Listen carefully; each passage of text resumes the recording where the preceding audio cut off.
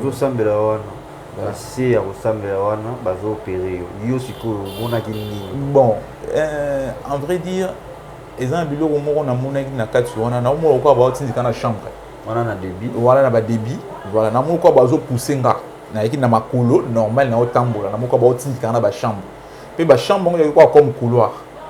Hein, quand on parle de couloir, tu as ce couloir, il y a la chambre. Et tu vas dire, eh, Bobby Misanga, na ko muto tindika ngai na chambre nani na mokongo. Je sentais comme ça. Tu vois, na lamu ki na tongo na comprend que non, oh. Il y a qui ndo doté. Il y a qui le quoi, porte ba tindika ngande, c'est la place na bimaki. Moni. Et na monika ba tindika ngande. Et la ninga pe même na ndoto na ngai na vana fungola misu. Et na fongolika misu na moni lumière na ki muto beti. Na tomboli misu na sima boyene long tel bosu na moneka papa parce que nazaka na papa mama kufa. C'est ça. Na moni na sima na ngai siko papa misu abi a fongoli misu. Ah na bisa bi osa ni ya. Abi singa lobi je suis venu c'est un mingenga qu'il faut ça l'opération. Bah on va faire l'opération. On doit oser la scola la mukavi on la mukate et moi na bina zalaka kawa. Quand on a tombé na moni petite sœur nanga na moni pe José na moni Bénédicte na moni José na moni bande konyo surtout na bango wana bon ça va la tuninga kutu question ba tunaki nga lo liboso tuninga lobi docteur wana afongoli misu na batongo afongoli misu afongoli docteur na kota bi pas ça va na baluki na tali tellement na yebaki na bi docteur merci na moni ça va naza bien abisinga nyo c'est normal siko il y a un test mo basala ki wana parce que ba menga ko mema na yo ko ngwe pas des azobi sanga bi ba si so sala opération ba ngoni ba longolenga na salle d'urgence wana ya ko sanga ti na salle au place bandako oda bandako lala wana to ba bisinga bozaki à l'agonie wana lo beloko souté mingi petite sœur nanga muso beni ta bandako lela il va dans les landau baka qui aime son na kufina na rejoindre maman nga lobi non nga na kufa boyete parce que nazaki non envie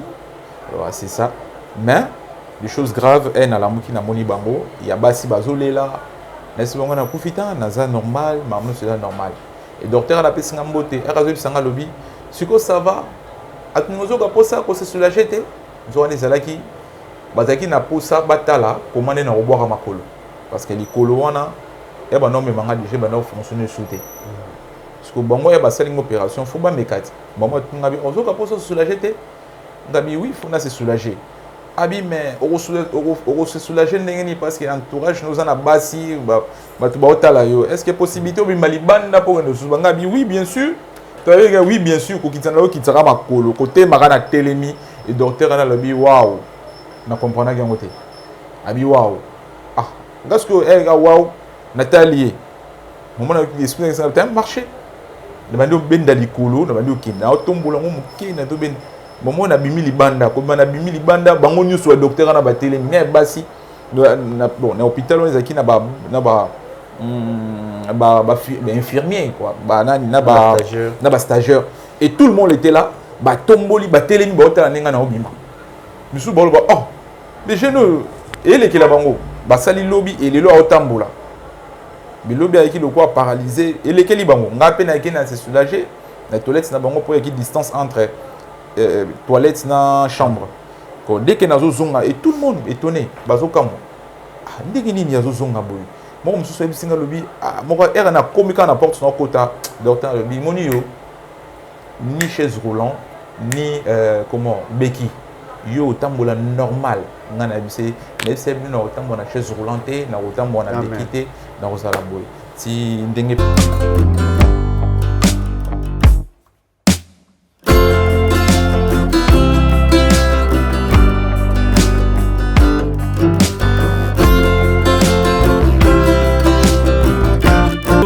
Papa Sangai, Aza la santé à malongate.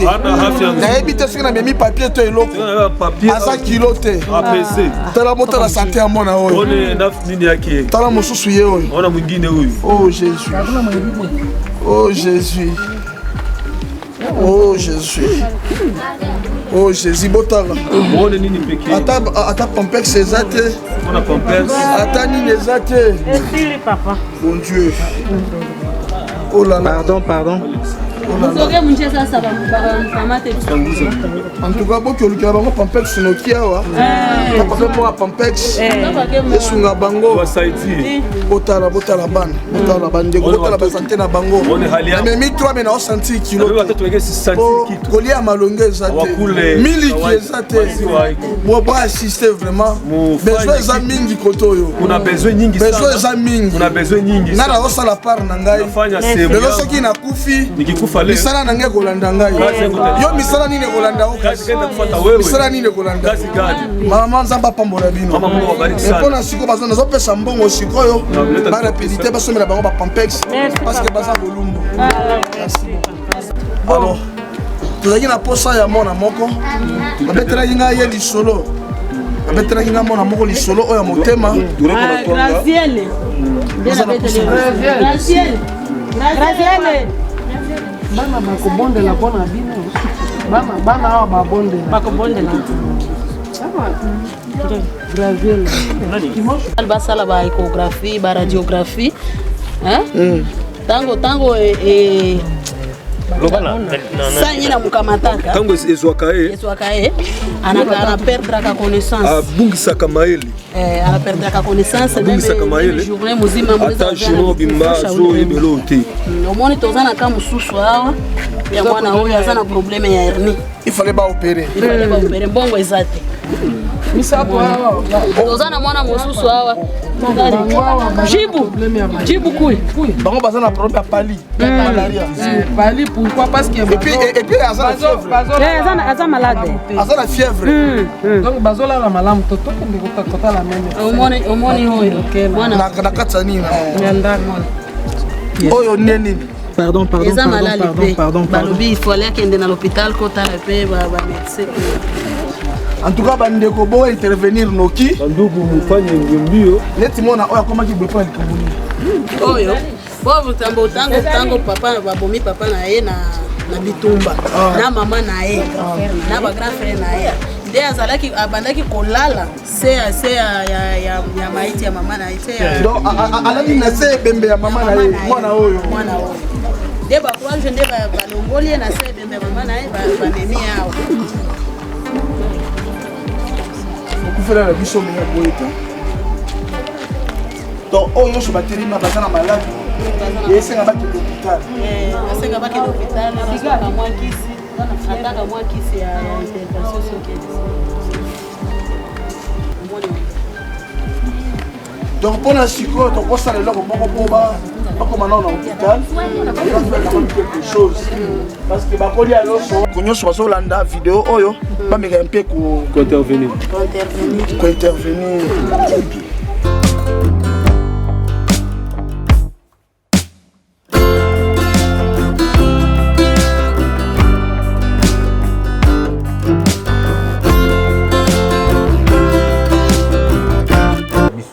Sur cette chaîne EHP Media. Et tu le verras toujours, ça c'est l'ensemble de ça. Vous allez Bota Yabana Nzambe. Une fois encore, merci pour votre fidélité. C'est toujours votre frère Brice, papa sympa. Je suis là toujours. Pourquoi la simplicité? Parce que c'est l'humilité. Or, l'humilité, c'est Jésus-Christ. La Bible dit, il fait grâce aux humbles et il résiste aux orgueilleux. Voilà pourquoi nous sommes en obligation. Il y a simple, il y a comique qui fait ça. C'est très important. Et toi, il m'a koye ko la à tout moment. Tous arabes saintés, mais dans ma pour ça, tous arabes intègres. Toujours le coup la job irréprochable. Dès que ça l'a bien. Oui, un grand merci, Nabil Onyonso, pour votre fidélité sur cette chaîne et aussi pour notre soutien Nabil spirituellement, physiquement, on dirait la commentaire, motivation plutôt pour l'homme de Dieu, Awayom, de soutenir la Nzambe. C'est aussi une bonne chose, soutenir les orphelins, c'est aussi une bonne chose. Voilà, tout ce que on a en vidéo il est avant l'émission. Alors, les alliés, bon, il y a papa Israël Nash, on a soutien, à aussi bon, on a EH na Goma, à aussi bon, on a Goma, na Esther, et Itania Katari voir même mission na ye, to landa qui message denga lobaki, voilà. Et automatique collecta moi extrait wana to ti kolanda. Il y a Bana au Bazar Bosseng. Alors, contactez l'homme de Dieu, pasteur Israël Nash, et Binga Pebiso, et que madame Mingi pour que tout sangana. Li nous moko, et que vous bouka moukou. Il faut les aller belé. Cela veut dire l'homme de Dieu a besoin de soutien ma cassi pour soutenir non seulement la financière, spirituellement, et dans la prière, vous avez malade, mais un fois, deux fois, c'est très important pour la vie à Banana. Merci. Sur ce plateau, je suis avec mon frère Charlie Kanga Image Pro, Otobanaki, déjà témoignage partie 1, pour l'Anakiamo. Merci d'abord pour le bateau Bachaki ba commentaire. Merci vraiment Ninginabino. Et deuxième partie, on toujours ça à l'élo. On va toujours rester scotché branché sur cette chaîne pour tous à la réédifier, consoler et bénir.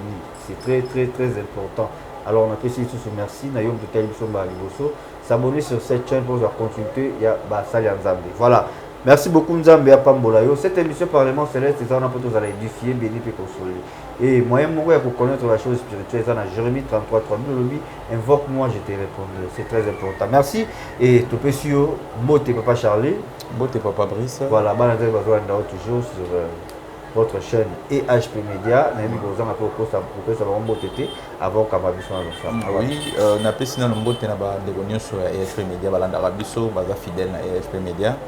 Moté na bande sur PO.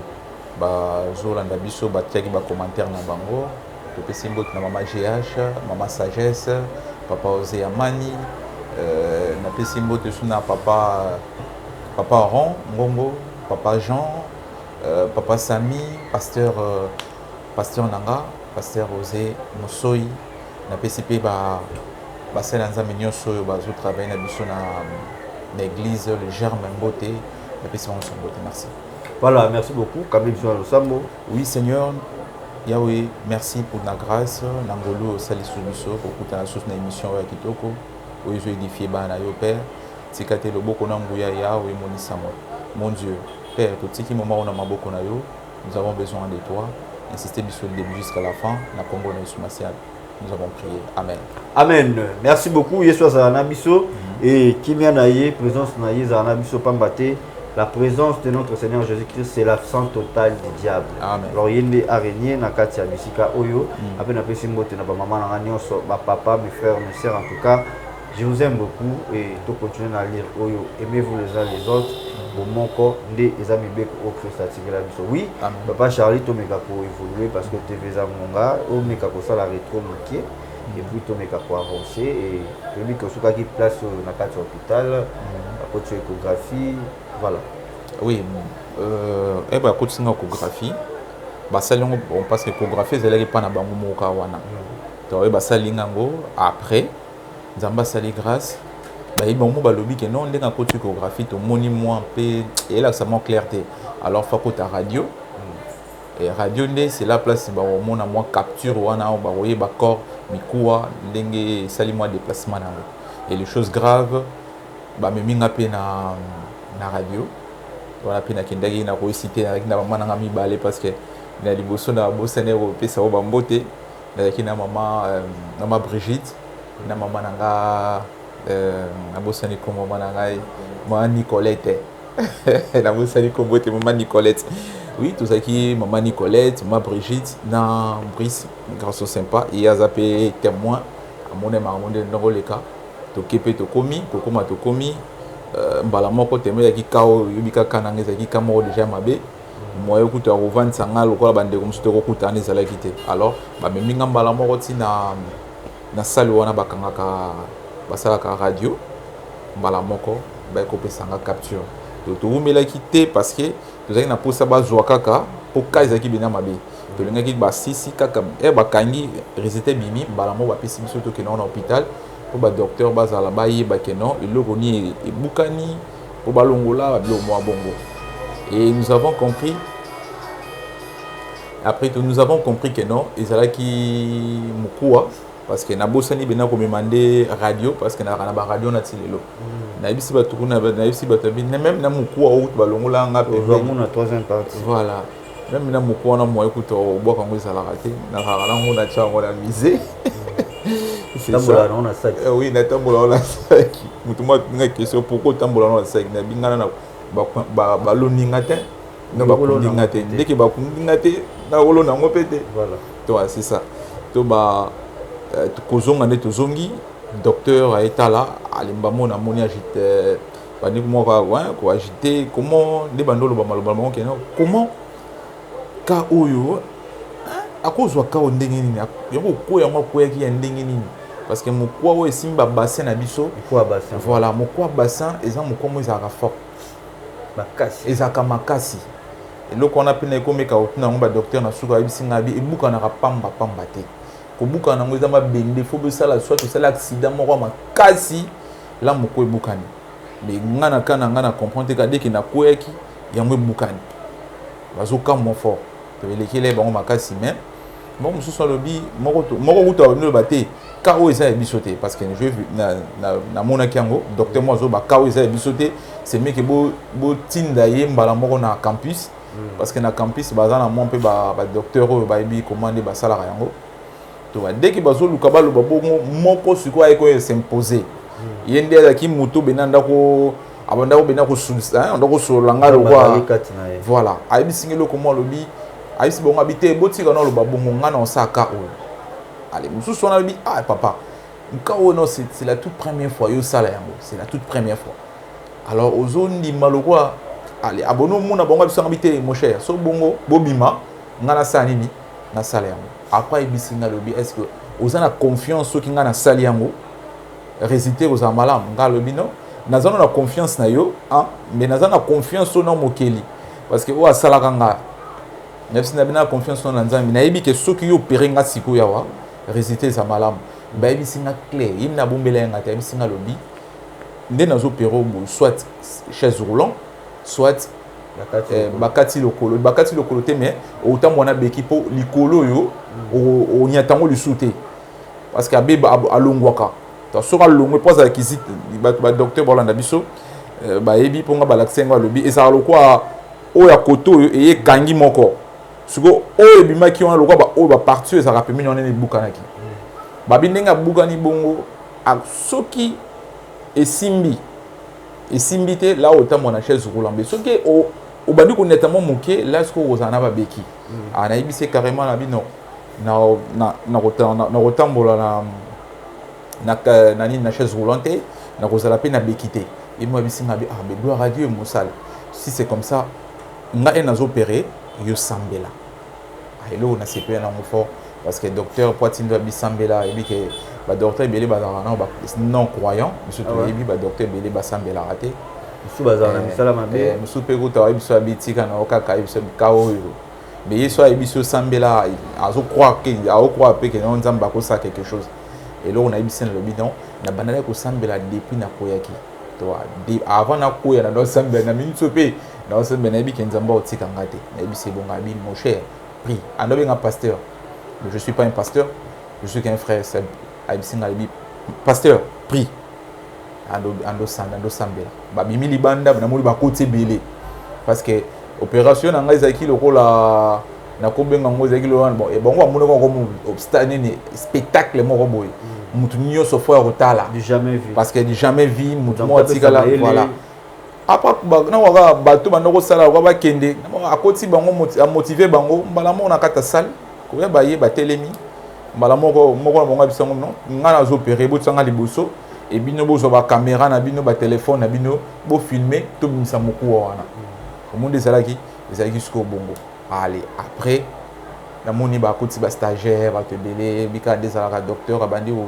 ba pesi no prendre soin na bango bandi o katanga non ba poil o ba olingate place wana ba poil ezala na moni ba kati ba poil ba bisinga lobi to fini ko grand o yo poto fungola espace place ba zo expliquer nga benabo après moko na ngwa bisinga lobi o komiye baté ndenge to zo sala opération nga tu ngo pourquoi lobi te parce que to zana ndenge okuta biso awa tozana docteur moko tozalaki na ye ya kenda kité to aza spécialiste na oyo batali ba injection ba tchara nini anesthésie c'est la première fois ce que na meko zonga mo pe sima po de comprendre que ba docteur na kokuta wana baza batumo basala kana ba na ba hôpital ya minene to pesi lokwa ba campus ba mama yembo to ngande e ba meminga na kokuta bon baza na réunion na bango na yebi te et tomber kaka jour bon baza réunion na bango so makeli bango na yebi kite to ba na kokuta bango nyonso et moko na ngobisinga lobi mon cher nazo chubo tonga moko mais o la pongi ngana bise OK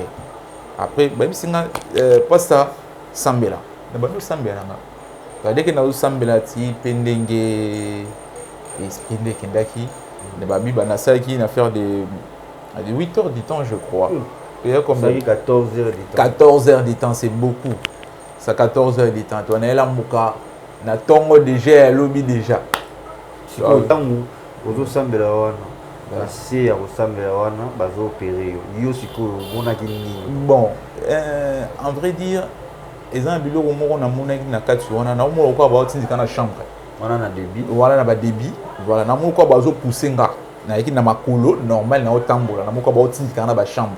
Puis ba chambre on quoi comme couloir. Hein, quand on parle de couloir, tu as mis ce couloir, il y a la chambre. Et tu vas dire, nga na oganga, bobi misanga, na oga muto tindi kanga na chambre nani na mukongo. J'ai senti ça comme ça. Tu vois, na lamu qui na tongo na comprend que non, oh, il y a qui d'autre côté, il y a qui le quoi, porte suba tindi ka ngande, c'est la place na bimaki. Moni. Et na monika ba tindi kanga, et la ninga pe même na ndoto na nga na vana fungola misu. Et na fongolika misu na moni lumière na muto beti na tomboli misu na sima boyene long tel bosu na moneka papa parce que nazaka na papa mama kufa c'est ça na moni na sima na nga siko papa misu abi a fongoli misu na bisa abi o sa ni abi singa lobi je suis venu c'est comme mingenga qu'il faut ça l'opération on va faire l'opération on doit oser la scola la mukavi on la mukate et moi na bina zalaka kawa. Quand on a tombé, on a moni petite sœur nanga, on a moni José, on a moni Bénédicte, on a moni José, on a moni Bandegonion surtout ça na bangwana. Mais bon, ça va. La tuninga kutu. Question ba tunaki nga, le bosso tuninga lobi. Docteur on a fongoli miss na batongo. Fongoli miss, fongoli. Docteur na kota bi pas ça, ça va. Na baluki Nathalie, tellement na yebaki. Na bi docteur merci, na moni ça va, na za bien. C'est normal. Si vous avez un test, moi, c'est là qui est parce que je suis un peu même. Je ne peux pas d'aider des autres qui ont une herbe, si c'est une opération. On est dans la salle d'urgence. Il y a des gens qui ont une salle de place. Il y a des gens qui ont l'agonie, une petite sœur qui est là. Il y a des gens qui ont rejoindre maman non parce que nous avons envie. C'est ça. Mais les choses graves, il y a il y a basi bazolé là. N'est-ce pas, normal, maman c'est normal. Et docteur a appelé Singambote, a résolu Sangalobi. Si ça va, à nous avons ça, qu'on s'est soulagé. Nous avons des alaki, bazaki na posa batala, comment on a reboire à ma colo. Parce que les coloana, et ben non mais manga déjà ben non fonctionner sauter parce que bon moi il y a pas une opération faut pas mécati bon moi tu ngabi ozo ka pour se soulager te ngabi oui faut na se soulager abi mais on se soulager ndengeni parce que entourage nous en a basi ba tu ba otala yo est-ce que possibilité obi malibanda pour nous souvent ngabi oui bien sûr tu as oui bien sûr ko kitana ko kitaka makolo côté makana telemi et docteur ana lobi waouh na comprendre que ngote abi waouh parce que waouh Nathalie, moment où l'esprit ça a marché. Le bando ben dalikolo, le bando qui na tombola mo muke na to ben. Moment on a bimi libanda, comme on a bimi libanda, bango nyu so docteur na batele mais basi na bon na hôpital on ezaki na ba infirmier quoi. Ba na stagiaire et tout le monde était là, ba tomboli batele ni ba otala ninga na obima. Misu bolo ba les jeunes et les qui la bango, ba sali lobby et les lo otambola. Mais l'objet avec le quoi paralysé et lesquels ils vont on peine avec se soulager la toilette n'a pas pour qu'il y ait distance entre toilette na chambre dès que nazo zonga et tout le monde étonné bazo kamo dès que ni nazo zonga boy moi je suis singa lobby moi era na komika na porte na kota docteur lobby monio ni chaise roulant ni comment béquille yo tambola normal ngana bise mais c'est bien tambola chaise roulante na tambola na béquille na rozala boy si ndenge pi naza boy nazotambola na ngapi naza na malaise voilà merci beaucoup Charlie Kama au lobby babilo mongo est très important alors mais quand pour me un peu pour clarifier bande ko baotala yo est-ce que au cause là na à peu près ba idée il y a héros babanda qui opération na héros la mukaki oui R événement il est quelque partir à 9 10 heures 10h15 je crois qu'on a là téléphone là 10h15 frère Dédé Blaise na pasteur moko azaki pe wana sungaki biso avant que Brissaya na Dédé pe baya to yaki na maman Brigitte na maman Nicolette ezaki problème moko bo dès que bazo memanga na tali l'air 10h15 to babiloko tout wana na de Brissaya azo ya otunanga papa problème ni na expliquer ba docteur expliquer to ba et comme le quoi une affaire de 13h parce que 13h voilà donc on est 13h on est place dans côté on bazo baola tabagan bazo cha babilo na bango Nathalie montre parce que na kati ya auditeur ni en ligne ya comment salwana au ba peringa ba eza na montre moko ezaki muki wana et puis montre on doit otala ngo et chaque heure on doit otala maman se donne le bana otala l'air na éviter pourquoi on doit otala l'air mais c'est comme si na bana olinga na contrôler biloko nous se passer oui voilà elle y a natala air natala malubanos nat contrôle malubanos suba olobaka il est qui 13h45 et est au comme ba 14h de esprit benanyo so et kufi na eko lamuka vers batongo cause à la vers 6h je crois 6h ou 7h 6h ou 7h je crois c'est la place na eko fongola nemis voilà c'est ça voilà merci beaucoup alors tu dis que les chrétiens belé ba sambela et belé ba période d'akailo to bengi foi voilà réponse na yo et modifier ma casse ba ta biso na témoignage ceux qui chrétien aibi que a se sacrifier à vers la sanctification à sambela nzamba pe saka ba livre azo croire que nyonso wana zo sala problème mo te ko komela alors na ko arriver na kana yo toi tu es mon frère oyebi ndenge ngana yebi oyo po yebi ngai alors na yebi ke oza mutu oyo o marchaka selon ba principe ya nzambe mais na ka oyo komela kio est-ce que na kati motema na yo tu te disais que le Seigneur m'a abandonné nzambe atiki ngai ou bien c'était quoi juste na kati motema na yo zala vraiment franc na réponse na yo na ba ke codifier bato inquiétude na yo za ki nini oui premièrement inquiétude nanga il y a un pasteur moko boye wana pona na fungula na kota na question na yo pardon il y a un pasteur moko on doit partager qui pasteur qui prophète et le seul prophète na Luka na minute yo na l'accent bimisa na TV ayata na HP Media à l'écran émission à boyaka ti lelo na sala tout pe na Luka na sala tout na joie na tigala ayep sanga bi mon frère na za na tante mon frère na dit qu'on nous a repris Satan na roya to maintenant que partager né maman va kufa wana zongi na pas maman va kufa et le lendemain nango na keluka pasteur wana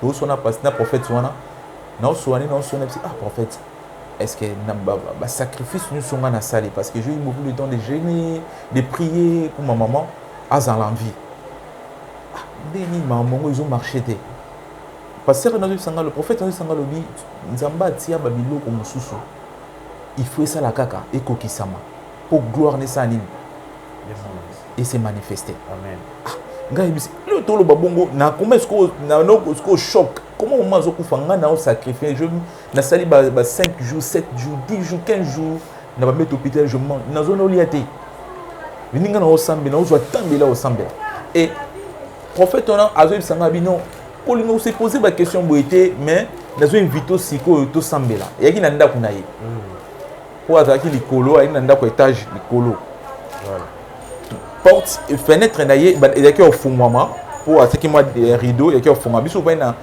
na salon na ye na ba kiti ayi singa lobby pousse maboko to sambela na pousse maboko ne akanga maboko no akanga maboko ando sambela pona nga il me disait lui Seigneur que volonté na yo sanini ekokisama parce que so otie volonté na yo opesa rappe motema moko ezala kimia opesa kimia na ndeko nanga mobali oyo pe ayeba que volonté oyo ozo imposer maintenant ezande ya yo obi je sentais c'est comme si mon pépé ekotanga juste na motema noko ko motema na ko malili na comprendre ngote et na mimi na bise ça va toujours na biso c'est la place na ko comprendre que non il m'a transmis quelque chose obi sangana moni nzambe aza maître ya temps et à circonstances amen.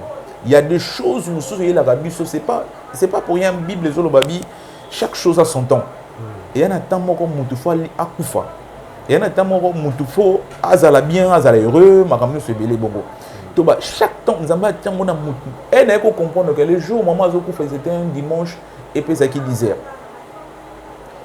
na ye na tongo na ndaku na sekisi to seki na biso to betima solo et na tiki bango pendant melami ba potopoto na tiki bango ba mese potopoto parce que yemoko alobaki ba lomwe na hôpital ba otien na ndaku les choses graves ba tien na ndaku yemoko lobi na boyo hôpital bozong sana ndaku bazong sona hôpital na ndaku pas zongi comme rien n'était pour bana da koloba déjà avant n'est pas toujours c'est cannabiso ngape na zuna nga na bi bon ça va c'est comme ça ngape na kena église oh non okende après na sima na ngo oya po olia pondu et qui pondo m'a dit je crois qui na continue la prière na yeba ngo non prédication ezo banda nga na obi malibanda il y a un frère azo bisanga le mon cher aye à l'église à bisinga mon cher santé mon mes habileté je préfère na ezo bo pour toujours susu toujours ngani sur na hôpital j'en ai amda ko sanga mama ko fait dia to ba nazo ya nazo bima on a pasteur nanga pasteur Osé Mosoi je le salue azo matana cher pour annoter prédication sur l'air de la prédication bandi donc on a zobima et c'est la place nayo kasko sangwana c'est la place nayo comprendre que dès que nous zonga dès qu'on a posé kinga à comprendre que non maman kufaki to na longola maman parti anda kuti nazo bisabi na longola maman na ndako ne pas samba qui ya na bon disons na longola na chambre pas sa kufaki na tunika petite sœur nanga kufile ki ngona da sur da c'est choc banada rolela et de comment razo bisanga lobi Charlie yo kandi mutu mo bala zo mama tu tue na mutuka tout ça nini to ketike na bord obi bango tout bazolela pe j'ai vite compris nzamba tsenga mutema moko ya koluka kozana kimia ya ko comprendre que loko komelio eza volonté ya nzambe pe quand nzambe na bisabino de ko bande kunanga volonté ya nzambe ya ka tsango na vie ya mwana ye atiaka pena ba capacité ya koyeba ko surmonter yango amen voilà na surmonter ba problème wana na kenda pe tout droit na zui papa maman na chena mutuka to eti na mort peut to tie alors na kangi parenthèse pour na koloba nini il y a des choses en tant que moi na nzambe il y a biloko nyonso ko na vie koloba te ke nzamba abandonné ou non nzamba ça biloko moko te au hasard Dieu a fait ça parce qu'il savait quelque chose et loko moko fait ça là et na souveraineté na ye yango sa nini asali yango et nga nazaki na idée moko réussir nzambe na banda ko rappeler mi nzambe ba bien nga ba makambo nyusu na sala na musala na ye na bisi nzambe na ndo bisi nzambe Seigneur souviens-toi de moi peu importe les problèmes o nazana yango mais kanisa ngata na makambo muke o na sala et loko wana na oloba yango parce que na ko yokango na kena église nanga pasteur nanga azoloba lobi erayo ki sangwana na yebisaki et qui na kilt na poko azo bisa bango bine tout ça be Charles ba péré mais quand ils en ont un problème mais tout ça mbela pour na jeune wana faut tout ça mbela pour na frère parce que frère nous savons que ba bien fait na ye et au sanini et au ganga yango na ko bisande ko moko zo tala biso il y a des choses mususu oyo négligeaka soit tout ça la raté emsomo na yango o ko sala yango te yeba yango oyo zo sala lelo eza lokwa nzamba zo magasiner yango na kati ya dépôt na ye mukolelo ko moko mabe ko ela yo nzamba ko yeba ako se souvenir na babolam oyo yo sala parce que ça bolam oyo sali bolam oyo sala eko ko ganga ngalo ko langa bolam nanga na ko loba yango na TVT mais na o na sala ya moke na yebi ke nzambe un jour a récompenser yango pas salaki na kawana bat musu bazo babi c'est impossible, c'est pratiquement impossible. Mutako tambolate. Impossible, pratiquement possible. Mutako ça normal. Toi, ngana no mona ngo eza normal parce que nzambe ayebi komandenga asalaka. Yango moni makambo isalami. Et je pense que nandeko sota la biso azape na kawana sota za no mbet hôpital na ebité place yo zali, mais ozana ba problème ba maladie moko bo eza pa na yo. Et là on a webisa yo ko perdre espoir te. Ils en a foi. La foi, la Bible nous dit, c'est une démonstration des choses qu'on espère. C'est une démonstration des choses qu'on espère. Si ça sans la foi, il est impossible de lui être agréable. Alors, c'est que nous avons la foi, nous avons assurance moro boy pas dans zam. Toi, zana kondima wana iba ke malade zana yango, peu importe malade oh tu éviter malade ou soit cancer soit eza maladie moko babi akobika na yango te tikana bisayo yo na un clin d'œil yo taka kondima na yo et activer foi na yo au mona bikamwa nzambe c'est ça. Voilà, merci beaucoup et ngana tangi Jean chapitre 9 premier verset tout voici na 3e. Jésus vit en passant un homme aveugle de naissance. Dit Mutoyo à mon noté. Ses disciples lui firent cette question. Rabbi, qui a péché cet homme ou ses parents pour qu'il soit né aveugle? Awa, bazobete le solo ya aveugle né. Ou banda botama kutana na Christ, na Christ. Mais kutana na Christ, ba disciple ou bazal roi ba pasteur le parce que Christ c'est Dieu.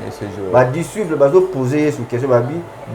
Kolo, ni ne sali que mutu abotama aveugle. Et ça pour sala ki lisumu topé ba para na ye ba sala ki masumu. Mais la réponse il y a Christ. Verset 3e verset, Jésus répond, ce n'est pas lui ou ce parent ait péché, mais c'est enfin que les œuvres de Dieu soient manifestes dans sa vie. C'est-à-dire, le problème, nous avons dans la vie, ata osambela makasi okilaka osala ba sacrifice oza obéissance na parole de Dieu. Mais ndenge frère oti ko ba awa Zamba ko permettre circonstances moko po yo au mona gloire. Amen. Amen. Mutabela malaria te akoy ba passe mutabela malaria. C'est ça. Il faut obéir la malaria pour sunga mutabela malaria. Et ça ba problème mususu Zamba tika to traverser nango pour lobi ozala maître ya koyeba ko sunga bato okuta ba même problème wana. C'est très important. Et awa likambo ka moi batu ba poser question wana ko zala ba païen. Mais Bible est ça va ensemble. Cela veut dire même un pasteur, il n'est pas Dieu. C'est-à-dire à côté taper à côté ne va dissiper va taper à côté. À côté kanisolo pe ma bende va dissiper va kanisere mutoana mabe. Et voilà pourquoi il soyez baka ba pas comme la radio lobi non. Ba pas sur besoin na zo traverser nango ezaka ka polobi amona misala ya nzambe likolo ya bomo nayi. Voilà kola pambola yo et je pense que nous sommes arrivés à la fin et à la deuxième partie oyo et témoignage de continuer tout le monde. Comment faire à guérir vite. Comment nous autres vivre changement directement. Voilà, restez toujours scotché branché sur cette chaîne et HP Media.